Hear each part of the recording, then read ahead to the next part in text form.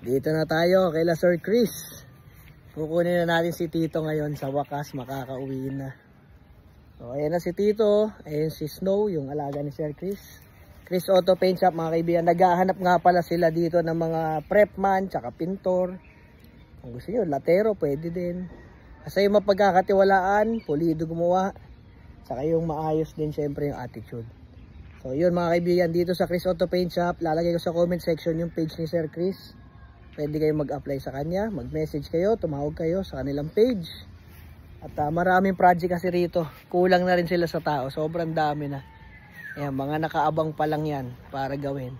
Kaya lang mayroon silang mga gawa doon sa may pinaka room nila. So ito ay mga waiting. Sir Chris, anong hinahanap natin para sa shop?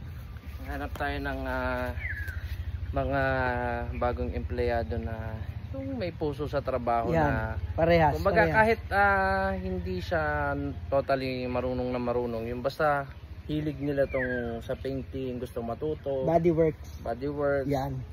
Kahit di pa masyadong marunong, kahit zero knowledge, tagal-liha, linis. Kumbaga helper muna. Oo, tapos pwede. pag nakitaan ng potential, pwede nating ipasok sa mga training natin kasi nagbibigay naman yung mga supplier.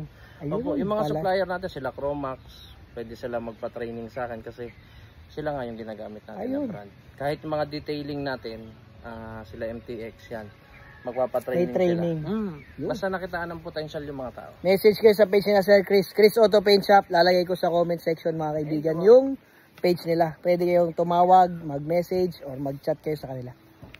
Uwi na natin to si Tito. Tara.